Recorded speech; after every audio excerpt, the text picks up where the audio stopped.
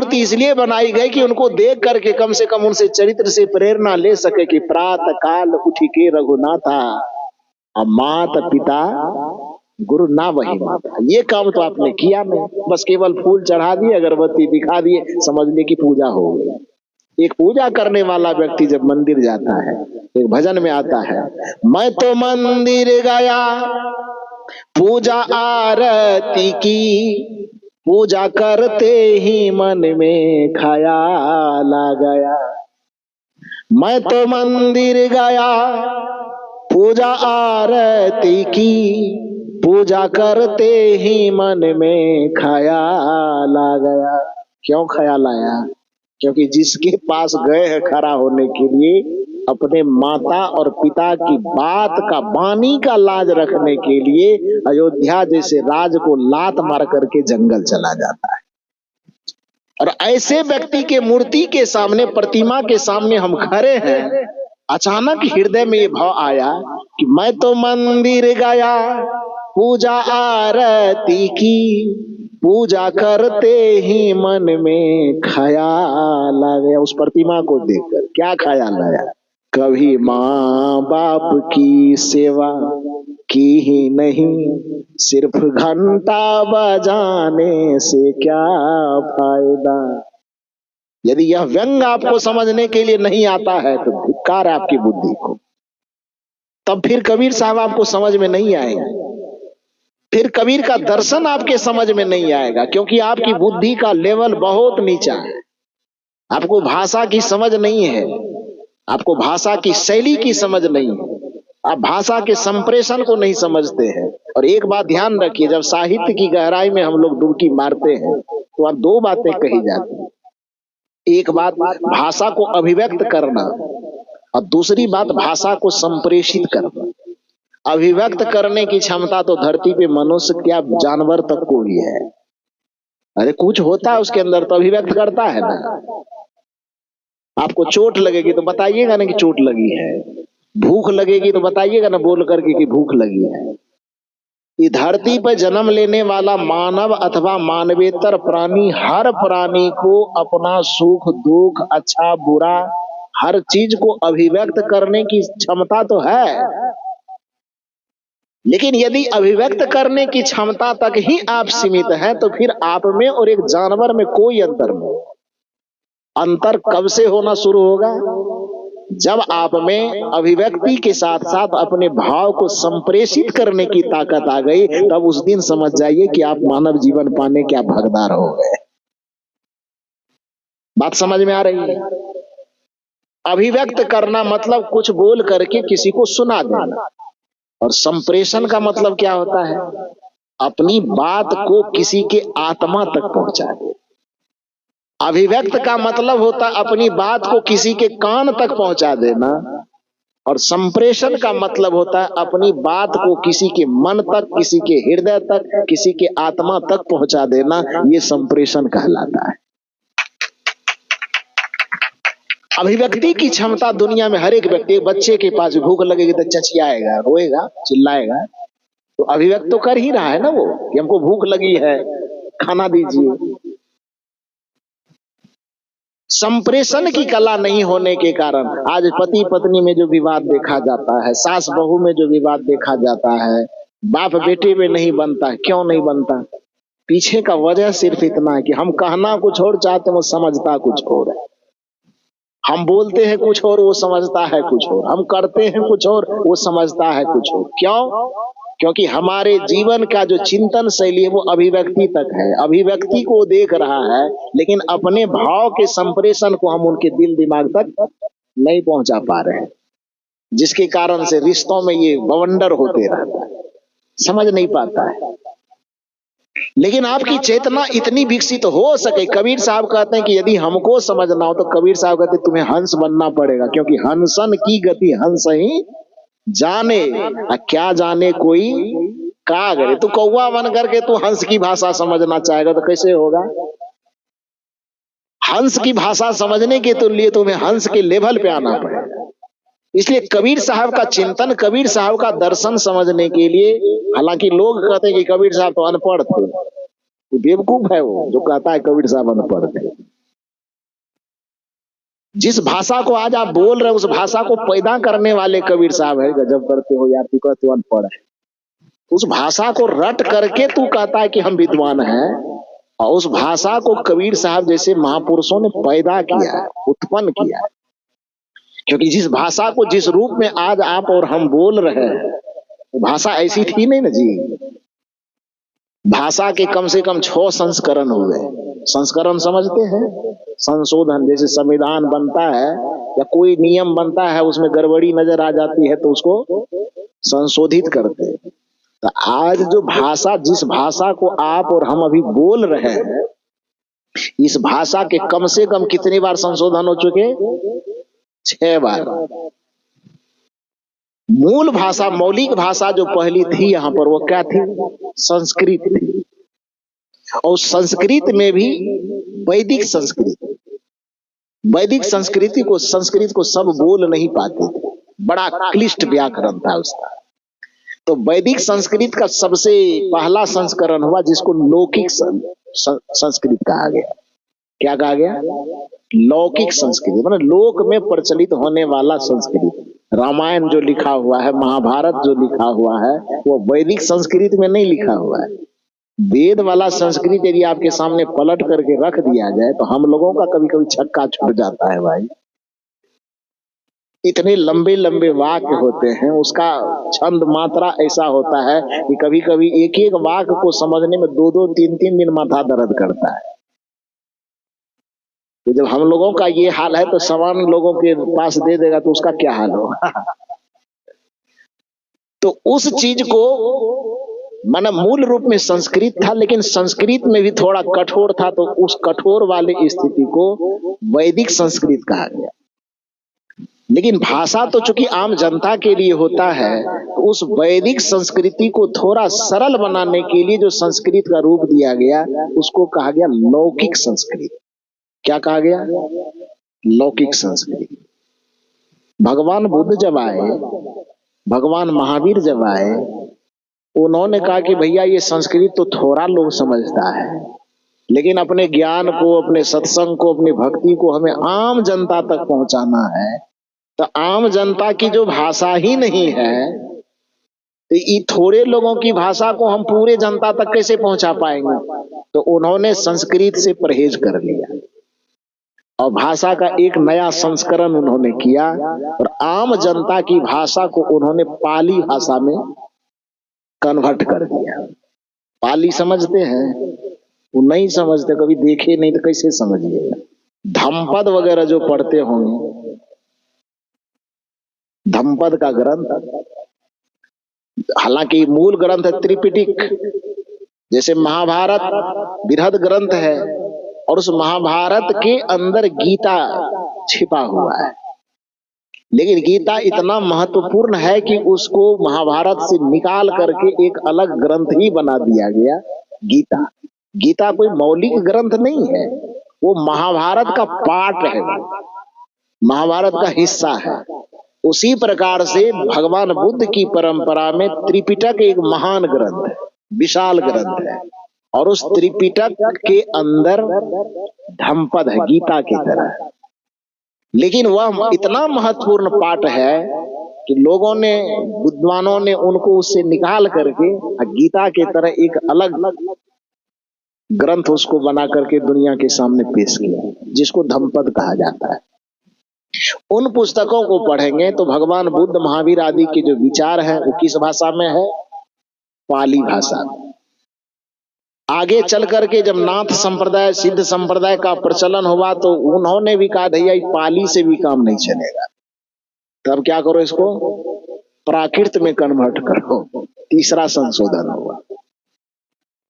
प्राकृत में कन्वर्ट होने के बाद में जब मैथिली, ये बिहार प्रदेश के मिथिलांचल इलाके में विद्यापति वगैरह हुए, जो शायद साहित्य में आप लोग कभी कभी पढ़ते होंगे, उन लोगों के जमाने में उन्होंने कहा नहीं, इसको भी और थोड़ा सा अपभ्रंश में लाई।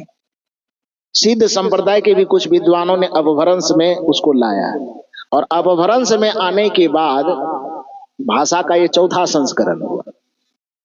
अपभ्रंश से ही आगे चल करके अलग अलग क्षेत्रों में जब थोड़ा थोड़ा मनुष्यता का विकास हुआ, थोड़ा थोड़ा साहित्य सृजन की भावना जगी, तो अलग अलग क्षेत्रों में लोगों ने अलग अलग भाषा का गठन किया। आपके छत्तीसगढ़ी भी एक भाषा के अंतर्गत आता है। पूर्वी मागधी से 3 भाषा निकली, अवधी, ब्रज भाषा और सी छत्तीसगढ़ी।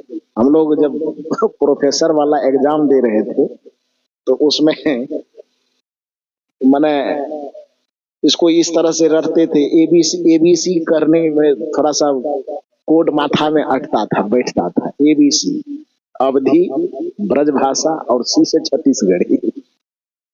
तो एबीसी कहते थे तो दिमाग में अट जाता था। तो कहने का ये अर्थ है कि उसमें 3 प्रकार के जो अपभ्रंश के 3 शाखा निकली, शोरसैनी, मागधी और अर्धमागधी। अब ये मत समझिएगा कि व्याकरण क्यों पढ़ाना शुरू कर दिए। खैर इतना डिटेल में मैं नहीं ले जाऊंगा। मतलब मूल रूप से समझिए कि भाषा के जो 6 संस्करण हैं उसमें से 4 तत्व आपने देख लिया कि पहले संस्कृत, संस्कृत से पाली, प्राकृत, प्राकृत से अपभ्रंश, अपभ्रंश तक जब आप आए तो अपभ्रंश के बाद फिर भाषा का बहुत बंटवारा हुआ। जो आपको मथुरा वगैरह, वृंदावन वगैरह का जो क्षेत्र है उसमें ब्रज भाषा का ज्यादा प्रचलन हुआ, और आपका अयोध्या वगैरह का, कन्नौज वगैरह का, लखनऊ वगैरह का जो क्षेत्र है उसमें अवधी भाषा का ज्यादा प्रचलन, जिसके कारण से सूरदास जी उस इलाके में थे तो उन्होंने ब्रज भाषा में कविता की रचना की। श्री कृष्ण के जितने पद बनाए गए न संस्कृत में है, न अंग्रेजी में है, न हिंदी में, वो किस भाषा में है? ब्रज भाषा में। अब रामचरितमानस किस भाषा में है? अवधी भाषा में। हालांकि रामचरितमानस लिखे जाने से पहले अवधी भाषा बहुत प्रचलित हो गई। गोस्वामी जी बड़े चालाक निकले वो। गोस्वामी जी का अपना जितना लोग खासियत बताता है उतना खासियत है नहीं, उसको मौका का चौका मिल गया।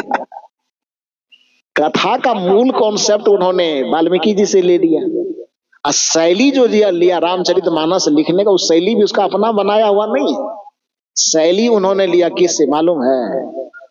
सूफी धर्म के सबसे बड़े आचार्य मलिक मोहम्मद जायसी से। मलिक मोहम्मद जायसी गोस्वामी तुलसीदास जी के जन्म लेने से कम 300 वर्ष पहले, जिस समय कबीर साहब का काल रहा, वही समय कबीर साहब से भी कुछ बड़े थे मलिक मोहम्मद जायसी।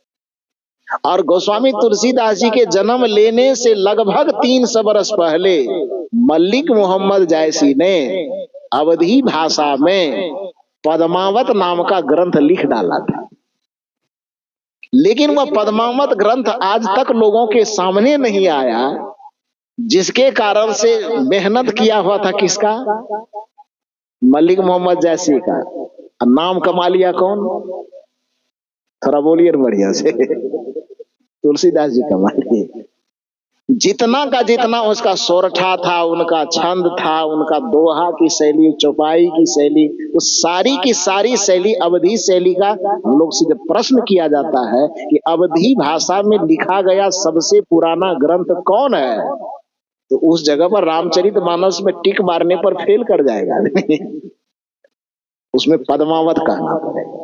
और खासियत यह है, पद्मावत जो आजकल फिल्म बना, नहीं बना? पद्मावत बना ना?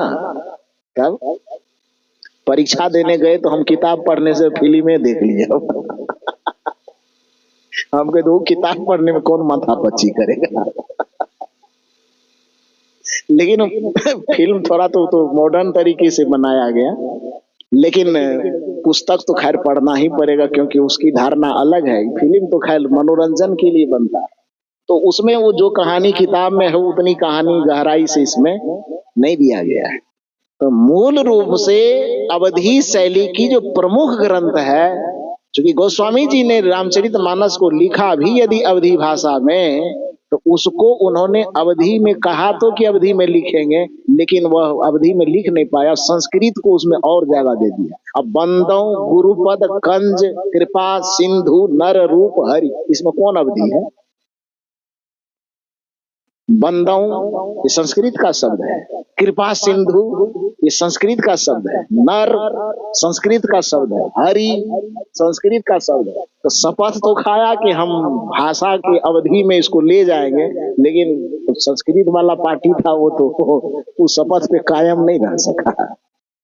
बहुत सारे संस्कृत के शब्दों को अवधि में पिरो दिया। मूल अवधि भाषा का कॉन्सेप्ट यदि दिया इस धरती को किसी ने, तो सबसे पहले किसने दिया? मल्लिक मोहम्मद जैसी ने पद्मावत लिख करके। रामचरितमानस लिखने में गोस्वामी जी को सारा चीज बना बनाया मिल गया। कथा मिल गया वाल्मीकि जी से, और शैली मिल गया किससे? जैसी जी से। लिया लिख करके राम जी को कथा का आधार बना करके कॉन्सेप्ट उधर दोनों जगह से कॉन्सेप्ट, कथा का कॉन्सेप्ट वाल्मीकि जी से और शैली का कॉन्सेप्ट जैसी जी से ले करके बस लिख मारा और दुनिया के सामने आके चमक गया। बाप रे बाप, इतना बड़ा ग्रंथ दे दिया दुनिया को, पूछो मत। इतनी बड़ाई लूट लिए वो गोस्वामी जी, जितना बड़ाई लूटे उतनी बड़ाई के शायद हम लोगों की दृष्टि में उतना के हकदार वो नहीं है। खैर, तो मैं कहना क्या चाह रहा था कि अवधी भाषा और ब्रज भाषा बनी। आगे चल करके अवधी और ब्रज का जिस समय प्रचलन था, हिंदी की जो आज शुद्धतम शैली देखी जा रही है, उस हिंदी की उस जमाने में, जिस जमाने में ब्रज भाषा का अवधी भाषा का बोलबाला था, उस समय अवधी और ब्रज के किवाड़ को तोड़ करके उसके बीच आंगन में हिंदी को पैदा करने वाला इस धरती पे कोई महामानव हुआ, तो उस महामानव का नाम है संत सम्राट सदगुरु कबीर साहब। आज भी उनके बीजक को देख लीजिए।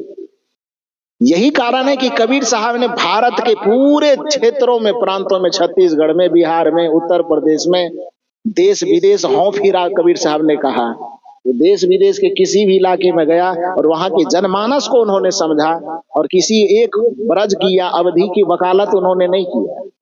अपनी भाषा में पूरे देश की संस्कृति को समेटने का उन्होंने, छत्तीसगढ़ आया तो कुछ छत्तीसगढ़ की बातें, बिहार गया तो कुछ बिहार की बातें, बंगाल गया तो कुछ बंगाल की बातें, उत्तर प्रदेश में तो वो थे ही, तो वहां की बात तो रहना जरूरी ही है। देश के जिस कोने में गए वहां की भाषा का, लोक भाषा का प्रतिनिधित्व करते हुए सारी भाषाओं का समावेश करके जो हिंदी का पुराना स्वरूप हो सकता है, उस स्वरूप में हिंदी भाषा को इस धरती पर लाने का काम सबसे पहले सदगुरु कबीर साहब ने किया। तो जिस भाषा को पैदा ही उन्होंने किया, वो पैदा करने वाले को कहते हो कि अनपढ़ है। पैदा करने वाला अनपढ़ हो गया और उसके 4 अक्षर को आज पढ़ करके समझते हो कि हमसे बड़ा विद्वान कोई नहीं है। कैसे समझ रहा है यार, कौन दृष्टिकोण से? दूसरी बात है, फिर उस हिंदी में संस्करण कहां से हुआ? जब 1800 कुछ ईस्वी में हिंदी के जगत में भारतेंदु हरिश्चंद्र का जन्म हुआ। नाम सुने हैं ना? आधुनिक हिंदी साहित्य के पिता किसे कहा जाता है? यदि प्रश्न किया जाए आपको कि आधुनिक हिंदी साहित्य का पिता कौन है, भारतेंदु हरिश्चंद्र का नाम क्यों आता है?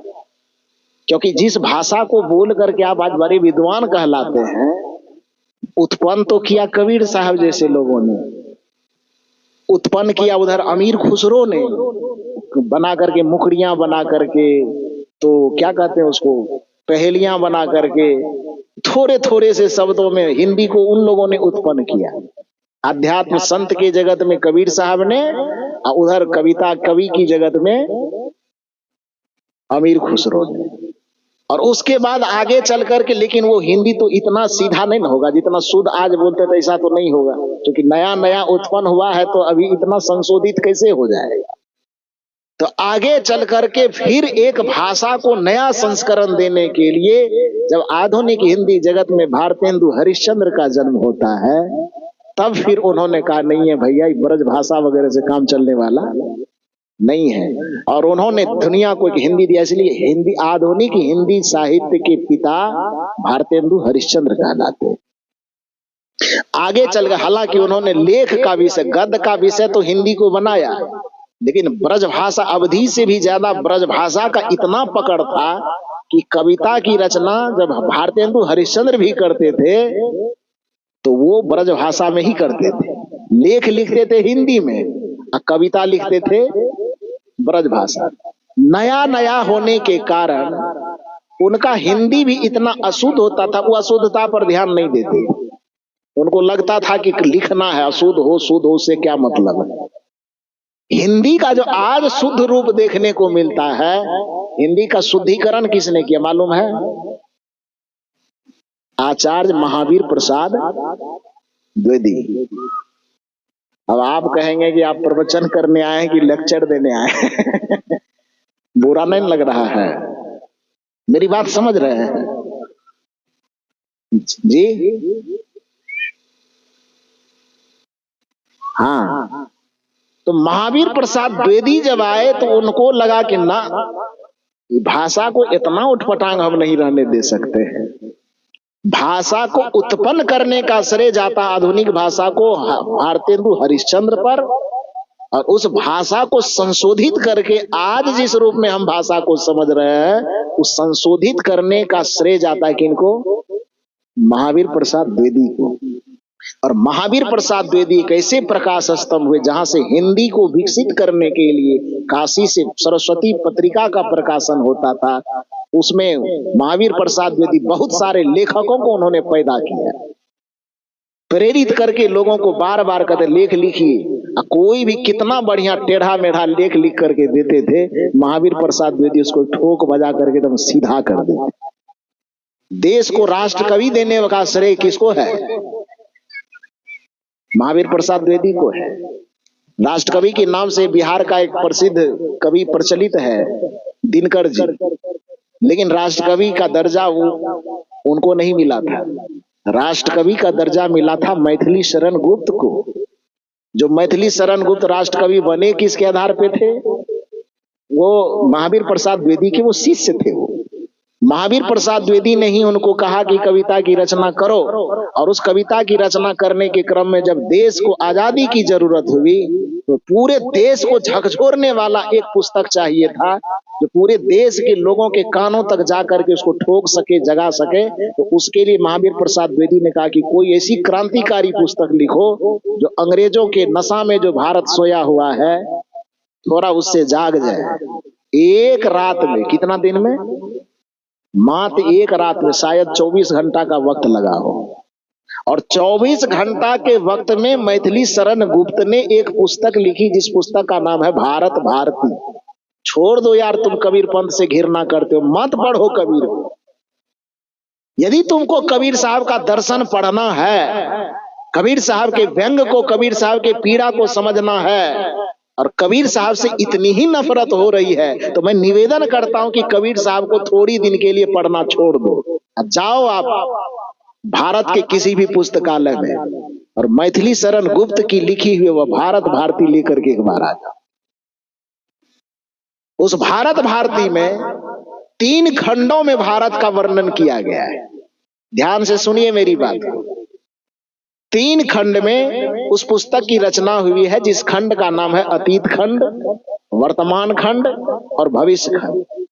वो तीनों खंडों में जो वर्णन है, अतीत खंड में वर्णन है कि हमारे भारत की पूर्व गौरव गाथा कैसी थी, मैंने हमारा भारत कैसा था, आध्यात्मिक दृष्टिकोण से कितना संपन्न था, क्यों इसको सोने की चिड़िया कहा जाता था, धार्मिक दृष्टिकोण से कितना संपन्न था, राजनीतिक दृष्टिकोण से कितना संपन्न था, चारित्रिक दृष्टिकोण से कितना संपन्न था, यहाँ गणित भूगोल विज्ञान कितना विकास था कि पूरी दुनिया के लोग यहाँ पर अपना मस्तक झुकाने आते थे और भारत को विश्व गुरु कह करके भारत के चरणों में अपना माथा टेकते थे। प्रथम खंड में उन्होंने ये दर्शाया है। अब वर्तमान खंड में जब प्रवेश कीजिएगा तो हमको लगता है कि मैथिली शरण गुप्त जी के अंदर में कबीर साहब की आत्मा घुस गई हो।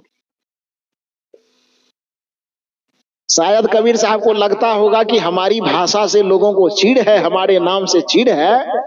हम एक अनुमान कर रहे हैं कि कबीर साहब की आत्मा मैथिली शरण गुप्त के हृदय में जाकर के बैठ गया होगा और कहा होगा कि लिखो, जो मैं कहना चाह रहा हूं सब चीज लिखो। और भारत का वर्तमान खंड जब आप पढ़िएगा तो मंदिर, मस्जिद, पंडा, पुरोहित, तीर्थ, व्रत कितना लताड़ मारा है उसमें। कभी कभी तो मुझे आश्चर्य लगता है कि इतना पढ़े लिखे लोग जो प्रोफेसर बना हुआ है, डॉक्टर बना हुआ, इंजीनियर बना, क्या यार कभी पढ़ा नहीं होगा? वो पढ़ा तो होगा ना। उतने व्यंग, करारा व्यंग पढ़ने के बावजूद भी केवल कबीर साहब की आलोचना ही लोग क्यों करता? कबीर साहब को ही नास्तिक क्यों कहते हो? कबीर साहब मंदिर की निंदा, मंदिर की शिकायत करने के कारण कहते कि कबीर धर्म विरोधी है। फर्क वही, वो मैथिली शरण गुप्त की पुस्तक पढ़ लो ना, जिसको राष्ट्र कवि कहा जाता है। 3 खंडों में उस पुस्तक की रचना है। पहला खंड भारत का अतीत, और दूसरा खंड भारत का वर्तमान, और तीसरा खंड भारत का भविष्य। अतीत खंड में भारत की जो गुण गाथा है उसका वर्णन है, और वर्तमान खंड में भारत में जितना धर्म के नाम पे, तीर्थ के नाम पे, व्रत के नाम पे अनाचार फैला हुआ है, लूट खसोट, पाखंड, अंधविश्वास का जितना जंजाल है, उस सारे जंजाल का वर्णन भारत के वर्तमान खंड में है। बड़ी चिंता उसमें व्यक्त किया उन्होंने कि है दुर्दशा भारत की देखी न जाए। भारत की जो आज दुर्दशा है, राजनीतिक जगत से, धार्मिक दृष्टिकोण से, आध्यात्मिक दृष्टिकोण से, पाखंड में, कर्मकांड में, पूजा में, पाठ में, जिस तरह से लोगों को उलझा करके भाग्य और भगवानवाद पर आश्रित करके आदमी को पुरुषार्थवाद से दूर हटाने की साजिश चलती है, उन सभी साजिशों का वर्णन उसके वर्तमान खंड में है। और फिर जब भारत का भविष्य खंड लिखा गया तो उसमें मैथिली शरण गुप्त ने अपनी बुद्धिमता और प्रतिभा का प्रयोग करते हुए भारत को यह रास्ता दिखाया है कि इस पाखंड से मुक्त होकर के भारत को पुनः कैसे विश्व गुरु बनाया जा सकता है। इसका रास्ता उसके अति भविष्य खंड में दिखाया गया है। और जब भारत भारती नाम की पुस्तक कितना देर में लिखा है? 24 घंटे के अंदर। और वह पुस्तक इतना प्रचलित हुआ कि एकदम जंगल में लगे आग के तरह एक दिन में वह पुस्तक लगभग 1 से 1.25 लाख प्रति बिक गई। कितना दिन में? 24 घंटे में लिखी गई, फिर उसको बहुत जल्द छपवाई गई।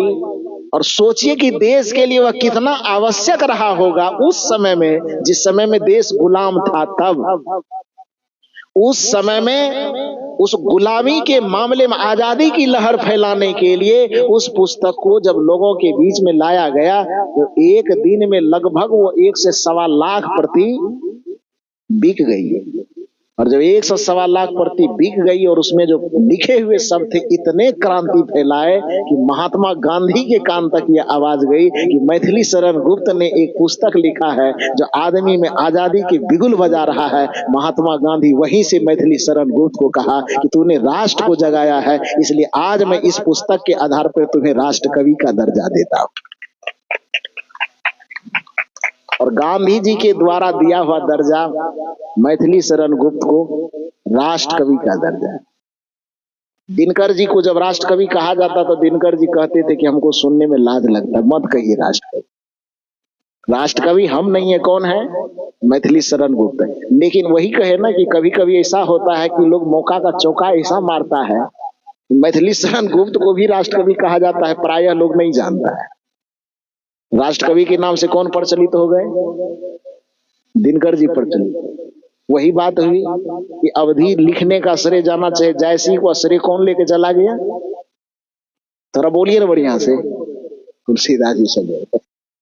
तो देखिए, अब इतना विश्लेषण करके मैं ये बताना चाहता हूं कि जिस भाषा को आप और हम कह रहे हैं कि उस भाषा को आप और हम पढ़ करके अपने आप को विद्वान कहते हैं, उस भाषा को इस धरती पर उत्पन्न करने वाला कौन है? ये बताइए ना, कौन है? वो सदगुरु कबीर साहब है। जिस भाषा को आज हम बोल पा रहे हैं, इस भाषा के नए जन्मदाता के रूप में सदगुरु कबीर साहब हैं। और उस भाषा को हम पढ़ करके हम विद्वान कहलाते हैं, और जिसने उस भाषा को पैदा किया उनको हम अनपढ़ कहते हैं। कितनी बड़ी विडंबना की बात है। इसलिए कबीर साहब को कोई अनपढ़ कहे, ये बात न सुनना चाहिए। और आज के बाद तो हमें लगता है कि आप लोग भी उसको बढ़िया से समझा दीजिएगा। समझाइएगा कि नहीं? कि अभी भी कुछ संदेह रह गया है, नहीं रहना चाहिए। समझा दीजिएगा कि जिसको पढ़ करके तू अपने आप को सोच रहा है कि हम 16 ठो कलम खोसने लायक बन गए हैं, उस भाषा को इस धरती पर उत्पन्न करने वाला कौन है भाई? वो सदगुरु कबीर साहब है। तो वो कहां से पढ़ेगा? उत्पन्न किया तो वो जब था ही नहीं तो पढ़ेगा कौन चीज? तो खुद पैदा किए हैं तो पढ़ेगा। इसलिए डॉक्टर हजारी प्रसाद द्विवेदी ने कबीर साहब का वाकई मूल्यांकन करते हुए, वास्तविक मूल्यांकन करते हुए कहा कि कबीर भाषा के डायरेक्टर ही नहीं, कबीर भाषा के डिक्टेटर है। डिक्टेटर का मतलब समझते हैं? एक्टर का मतलब अभिनय करने वाला, और डायरेक्टर का मतलब अभिनय करवाने वाला, और डिक्टेटर का मतलब न करने वाला न करवाने वाला, भाषा को नचाने वाला। तानाशाह, डिक्टेटर का हिंदी अनुवाद होता तानाशाह। जब जैसी मर्जी हो, जो कानून बनाना हो, जो नियम बनाना हो बना दे, उसके मुंह से निकला हुआ हर एक वाक्य ही संविधान होता है, उसको डिक्टेटर कहा जाता है। और हिंदी जगत के मूर्धन्य विद्वान डॉक्टर हजारी प्रसाद द्विवेदी ने कहा कि कबीर भाषा के सामने लाचार नहीं है, क्योंकि कबीर भाषा के डिक्टेटर है। वो भाषा को जब जैसा नचाना चाहता है वैसा नचा देता है। तो इसलिए जिसके इशारे पर भाषा नाचती हो, उस व्यक्ति को यदि आप अनपढ़ कहते हैं तो आपके दिमाग में पता नहीं गोबर भरा है कि भूसा हुआ, आप समझिए। मूल रूप से तो खैर, जो बात मैं कहना चाह रहा था कि कबीर साहब की जो भाषा शैली, चेतना शैली, ज्ञान शैली इतनी उच्च है, वो उस हंस दशा में बैठे हुए हैं कि उनकी हंसत्व को समझने के लिए आपको कौवापन छोड़ करके आपको भी हंस की श्रेणी में आना होगा। इसलिए कबीर साहब कह गए कि हंसन की गति हंस ही जाने, क्या जाने कोई कागरे। तो कबीर साहब का व्यंग यदि आपके समझ में नहीं आ रहा है, इसका ये मतलब नहीं है कि कबीर साहब कुछ नहीं जानते, अनपढ़ है, बल्कि इसका मतलब ये है कि उसके संप्रेषण को समझने की क्षमता आपके पास नहीं है। उनके विचारों को, उनके चिंतनों को, दर्शन को पचाने की क्षमता आपकी बुद्धि में नहीं है। क्योंकि शेर का दूध सब नहीं पचा सकता, जर्सी गाय का दूध भले पचा लीजिए, ओरिजिनल गायों का दूध नहीं पच पाएगा, तो शेर की दूध की तो दूर की बात है। और कबीर साहब जर्सी गाय नहीं है, कबीर साहब शेर है। उनके वाणी के दूध को पीना सबके कलेजी का पावर नहीं है, वो नहीं पचा सकता। तो कहने का ये अभिप्राय है, मैं मूल रूप से कह रहा था कि कबीर साहब मंदिर के निंदक नहीं है, भगवान के निंदक नहीं है, बल्कि वो ये कहना चाहते हैं कि भगवान के नाम पर यदि आपने ईंटा खड़ा कर दिया और 5 तिलक लगा दिया और आप कहते हो कि भगवान है, कबीर साहब कहते दोनों बात है। रात के लिए न मुझे रतौंधी है, न दिन के लिए मुझे मोतियाबिंद है। मेरे आंख को स्पष्ट दिखाई देता है कि वो ईंटा रखा हुआ है, इस पे 5 तिलक लगे हैं। तो ईंटा का उपयोग घर बनाने में होता है, उसका घर बनाने में उपयोग करो, धन्यवाद दूंगा मैं। लेकिन उसका उपयोग यदि बेटा बेटी, दुनिया, दौलत, माल, खजाना दिलवाने में करोगे तो ईंटा का उपयोग वो काम करने में नहीं है, वो हम नहीं मानेंगे। अब इस ईंटा को नहीं मानने के इसका यह अर्थ थोड़े है कि हम भगवान को नहीं मान रहे हैं। बांस को हम नहीं मान रहे थे, इसका ये थोड़े मतलब है कि हम भगवान को नहीं मान रहे हैं। भगवान को हम मानते हैं, लेकिन जो भगवान है उसको भगवान मानते हैं। 500 का नोट होगा तो वो दीजिएगा तो मानेंगे, आप 500 नकली नोट ला के दीजिएगा तो इसे देखेंगे कि नहीं देखेंगे? नजर आएगा कि नहीं ये ठीक नहीं है तो उसको फेंक देंगे, नहीं है जाओ। तो जो फेंके तो 500 के नोट को, 5000 के नोट को थोड़े फेंका गया, वो असली के नाम पर जो नकली आ गई उस नकली को फेंका गया ना जी। तो नकली फेंकने का मतलब असली की अवहेलना नहीं होती है, बल्कि नकली फेंकने का मतलब असली का इज्जत करना होता है। कबीर साहब ये नहीं कहते हैं कि मैं भगवान को नहीं मानता, कबीर साहब ये कहते हैं कि असली भगवान के नाम पे जो तू नकलियों का जाल बिछा के रखा है, उस नकली को हम फेंक देने वाले हैं। क्योंकि जब तक नकली को फेंका नहीं जाएगा, आदमी असली भगवान के पास नहीं पहुंच पाएगा। परमात्मा के नाम पर फैले हुए आडंबर को जब तक उघारा नहीं जाएगा, व्यक्ति असली परमात्मा के करीब नहीं पहुंच पाएगा। ईश्वर के नाम पर फैले आडंबर को, अंधविश्वास को जब तक उखाड़ करके नहीं फेंका जाएगा, तब तक आदमी ईश्वर के स्वरूप को समझ नहीं पाएगा। कबीर साहब भगवान के विरोधी नहीं है, बल्कि कबीर साहब भगवान के सबसे बड़े समर्थक हैं। कबीर साहब ईश्वर के विरोधी नहीं हैं, बल्कि कबीर साहब ईश्वर के सबसे बड़े समर्थक हैं। कबीर साहब राम के विरोधी नहीं हैं, बल्कि कबीर साहब राम के सबसे बड़े समर्थक हैं। लेकिन कबीर साहब कहते तू तो बस एक दशरथ के पुत्र राम में अटक के रह गया यार। जिस दशरथ ने जिस राम को जन्म दिया तुम उसमें अटक गए। मैं तुम्हें उस भगवान के पास ले जाना चाहता हूं जो दशरथ का भी भगवान है, जो दशरथ के दादा का भी भगवान। यदि रामे पर से भगवान मानेंगे तो राम के बाप का भगवान फिर कौन होगा? राम के दादा का भगवान फिर कौन होगा? राम के नाना जो होंगे उसका भगवान कौन होगा? पूछिए छत्तीसगढ़ वाले से, जवाब तो छत्तीसगढ़ वाला देगा, क्योंकि राम जी का ननिहाल कहाँ है? कहाँ है ननिहाल? छत्तीसगढ़ में ना। तो नाना सब बताइए कि राम जी के जब चूंकि राम जी के पहले नाना आए होंगे ना, पहले नाना आए होंगे, तब उसकी माँ जन्म ली होगी, तब फिर माँ की शादी हुई होगी, उसके बाद न राम जी जन्म लिए होंगे। यदि भगवान की उत्पत्ति हम राम से ही मानेंगे तो राम जब नहीं थे इस धरती पर, तब इस धरती पे कोई भगवान था कि नहीं था? अरे मेरी बात समझ रहे कि नहीं समझ रहे? कबीर साहब कहते हैं कि केवल वो अयोध्या में जो जन्म लिया, भय प्रगट कृपाला दीन दयाला कौशल्या हितकारी, तुम्हारी दृष्टि उस राम पे जाके अटक गई। मैं उस राम की चर्चा करना चाहता हूं जो केवल वो दशरथ के बेटा राम नहीं है, बल्कि दशरथ का भी भगवान राम है, जो कौशल्या का भी भगवान राम है, जो कौशल्या के भी नाना होंगे उसका भी भगवान है। उस भगवान तक मैं ले जाना चाहता हूं जो सबका भगवान है और सबके हृदय में बैठा है। यही बात कहना चाहते हैं। और कबीर साहब ने उस राम की उपासना करने के लिए पूरी दुनिया को बताया। कस्तूरी कुंडल बसे मृग ढूंढे वन माही, ऐसे घट घट। आगे बोल दीजिए आप लोग। राम जी के ननिहाल वाले हैं तो इतना काम भी नहीं कीजिएगा तो कैसे होगा? और आप कहते हैं कि कबीर साहब राम को मानते नहीं है। अरे कैसे नहीं मानते? वो चिल्ला करके पुकार करके कह रहे कि ऐसे घट घट राम है। और है मतलब नहीं कभी नहीं होता है मतलब हाँ होता है। और आप जबरदस्ती उसके मुंह में ना को डालना चाहते हैं कि कबीर साहब कहे कि ना होता है, कबीर साहब कहे हाँ होता है, आप कहते ना होता है। कैसे होता है? कस्तूरी कुंडल बसे मृग ढूंढे वन माही, ऐसे घट घट राम है दुनिया जानत नहीं। तब ननिहाल वाला हो कि इतना भी नहीं बोलिएगा। अभी जहाँ पर राजनाथ गांव में ठेलकाडी के बगल में जो कार्यक्रम हो रहा था, वहाँ एक प्रोफेसर आए हुए। वो आए कहे साहब मिलने के लिए गए, ऊपर में दूसरा मंजिल पर ठहरे हुए थे। तो जैसे गए एक आदमी को लेके गया, उन्होंने कहा गुरुजी मैं सत्संग को कभी नहीं सुनता हूँ, सत्संग से मुझे कोई मतलब भी नहीं है, महात्मा लोगों को मैं देखना नहीं चाहता। जी परसों की ही बात है, मैं यहाँ आ भी नहीं रहा था, लेकिन आपके प्रवचन को मेरे एक मित्र सुन रहे थे। यहाँ से मैं 40 किलोमीटर दूर में था और मेरे मित्र बार बार फोन कर रहे थे कि एक बार आ जाओ यार।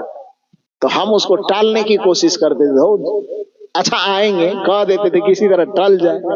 लेकिन ये आदमी भी जिद्दी, फिर फोन करे आओ, फिर के अच्छा देखा जाएगा। लेकिन हमारी मानसिकता में था कि हमको नहीं जाना है, लेकिन ये बार बार फोन करे तो डायरेक्ट कहा भी नहीं जाए कि नहीं जाएंगे, तो टालने के लिए कहते थे। और ये भी इतना जिद्दी कि 3 दिन